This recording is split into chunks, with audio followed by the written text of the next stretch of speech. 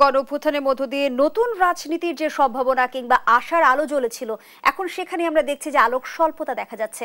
আবারও কি ঘুরে ফিরে আমরা পুরনো প্রেক্ষাপটে ফিরে যাচ্ছি? আমার মতে পুরনো প্রেক্ষাপটে ফিরে যাওয়ার সুযোগ নাই।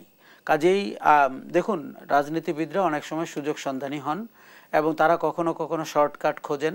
তারা কখনো কখনো জনগণকে বাইপাস করে অন্য শক্তিগুলোকে সাথে নিয়ে ক্ষমতায় যাওয়ার চেষ্টা করেন। এটি যে এখনো হচ্ছে না তা না, কিন্তু জনগণ হচ্ছে রক্ষা কবচ এবং সে কিন্তু ঠেকিয়ে দিবে।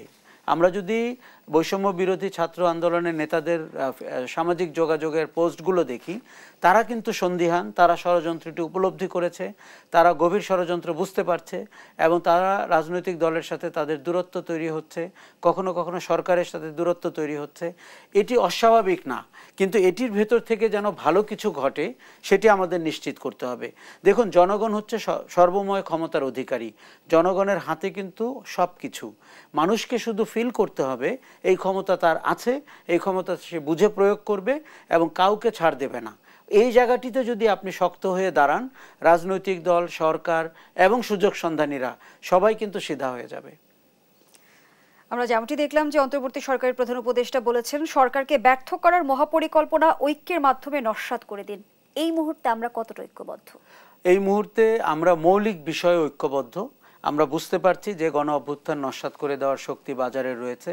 কোনো শক্তি প্রতিদিন কল প্রচার করছে, কোনো শক্তি 0 পয়েন্টে সমবেত হওয়ার চেষ্টা করেছে, যদিও আমি কোনো কর্মী দেখতে পাইনি। কিন্তু আপনি যদি সামাজিক যোগাযোগ মাধ্যমে দেখেন, যেটি মানুষ অনেক বিশ্বাস করে ইদানিং বিনা কারণেই, সেখানে আপনি দেখবেন হুঙ্কারের কোনো অভাব নেই। সেখানে আপনি দেখবেন পলাতক নেতারা গোপন স্থান থেকে ভিডিও বার্তা দিচ্ছেন, অনেকটা তালেবানি কায়দায়, অনেকটা মানে আত্মগোপনে চলে যাওয়া রাজনৈতিক দলের মতো, আন্ডারগ্রাউন্ড দলের মতো। এগুলো এক ধরনের আপনার আস্ফালন, অথবা এগুলো করে যে তারা জনগণকে খুব বেশি কনভিন্স করতে পারছে তা কিন্তু না। কাজে সেই জায়গাটিতে আমরা এখনও একমত, যেমনটি প্রফেসর ইউনূস বলেছেন যে আমরা ঐক্য ধরে রাখতে হবে, যাতে করে ওই অপশক্তি কোনো কারণে ষড়যন্ত্র করতে না পারে এবং কোনো কারণে যেন আমাদের জীবন বিঘ্ন করতে না পারে। আপনাকে যদি আমি 3টি ঘটনা বলি, এই যে তিতুমির কলেজের ঘটনাটি ঘটলো, অথবা ঢাকা কলেজ সিটি কলেজের মধ্যে লড়াই হলো, অথবা আজকে যে ব্যাটারি সমর্থকরা রাস্তায় নামলেন, ব্যাটারি রিক্সা, এর সব কিছুর পেছনে আওয়ামী লীগের পতিত শক্তিদেরকে আমরা দেখতে পেয়েছি। তারা কোনো সুযোগ বাদ দিবে না সারফেসড হওয়ার।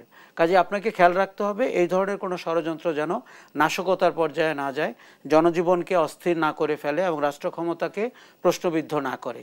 এগুলোই হচ্ছে আমাদের মৌলিকভাবে এককাট্টা থাকার জায়গা। প্রফেসর ইউনূস যেমনটি বলেছেন, রাজনৈতিক দলগুলোর খুব বড় দায়িত্ব রয়েছে সরকারটিকে সহযোগিতা করার, জনগণের খুব বড় দায়িত্ব রয়েছে গুজব বা অপপ্রচার প্রচার না করার এবং বিশ্বাস রাখার যে আমরা একটি নতুন বাংলাদেশের দিকে যাচ্ছি এবং আশা করছি নতুন বাংলাদেশটি আমাদের সবার জন্য মঙ্গলময় হবে। নতুন রাজনৈতিক মেরুকরণে আসলে ভূ রাজনৈতিক চ্যালেঞ্জগুলো কি দেখেন? আমার মতে ভূ রাজনৈতিক চ্যালেঞ্জ অনেক বড় এবং আপনি জানেন যে আমাদের কৌশলগত অবস্থান ভারত এবং চীনের মাঝামাঝি। আমাদের বিগত সরকারটি রাষ্ট্রকে গুরুত্ব না দিয়ে তার ক্ষমতায় থাকা এবং দুর্নীতিকে গুরুত্ব দিয়েছিল। সেই জায়গায় কোনো দেশ অতি প্রভাবশালী হয়ে উঠেছিল আমাদের অভ্যন্তরীণ রাজনীতিতে, নির্বাচনে, এমনকি কূটনীতিতে। আমার মনে হয় ভারত পরিষ্কারভাবে বাংলাদেশ বিরোধী অবস্থান নিয়েছে এবং গত 100 দিনে একটি দিন বাদ যায়নি ভারত তার প্রোপাগান্ডা বন্ধ রেখেছিল, অথবা ভারতীয় মিডিয়া যারা মোদী সরকারের সমর্থক, সেই সঙ্গে যুক্ত হয়েছে মার্কিন যুক্তরাষ্ট্রে। আপনি জানেন ডোনাল্ড ট্রাম্প বিজয়ী হয়েছেন এবং তার কোনো গুরুত্বপূর্ণ পদে ভারতীয় বংশোদ্ভূতরা জায়গা পাচ্ছেন। কাজে আমাদেরকে দেখতে হচ্ছে যে আপনার ভারত, মার্কিন যুক্তরাষ্ট্রের আগামী সরকার, এমনকি এদিকে যে অন্যান্য চায়না কিংবা রাশিয়া রয়েছে তার ব্যাপারেও আমাদেরকে নজর রাখতে হচ্ছে। কাজে বাংলাদেশ ভৌগোলিকভাবে অত্যন্ত গুরুত্বপূর্ণ জায়গায় আছে এবং তাকে নিজস্ব সার্বভৌমত্ব রক্ষা করে, মান মর্যাদা রক্ষা করে একটি কূটনীতির দিকে যেতে হবে এবং যেই কূটনীতির একটি বড় চরিত্র হচ্ছে অর্থনৈতিক কূটনীতি। সেটিকে যদি আমরা সামনে এগোতে পারি এবং আমাদের বাংলাদেশের বেস্ট সিটিজেন, যিনি এই কাজের জন্য সবচেয়ে দক্ষ, তিনি আমাদের সরকার প্রধান। কাজে তিনি আমাদেরকে নেতৃত্ব দিবেন এবং ওই নেতৃত্বে যেন আমরা সবাই এককাট্টা হয়ে থাকি এবং আমরা যেন ভৌগোলিক ভূ রাজনৈতিক চ্যালেঞ্জ মোকাবেলা করতে পারি।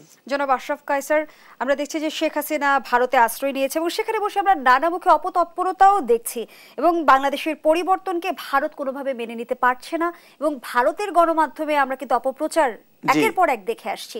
এই বিষয়গুলোর মধ্যে কোনো সংযুক্তি আছে কি? একেবারেই আছে।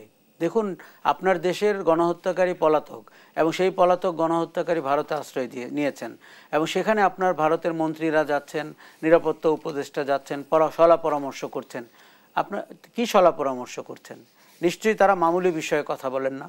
তারা কথা বলেন তার ফিরে আসার সম্ভাবনা, তাদের কূটকৌশল, তাদের ষড়যন্ত্র, এগুলো। কাজেই ভারত প্রকাশ্যভাবে বাংলাদেশ বিরোধী অবস্থান নিয়েছে এবং আপনি জানেন ভারতের ভিসা এখান থেকে এখন পাওয়া যাচ্ছে না। ভারত স্বাভাবিক যে কূটনৈতিক যোগাযোগ সেটিতেও অনেকখানি ব্যত্যয় ঘটিয়েছেন।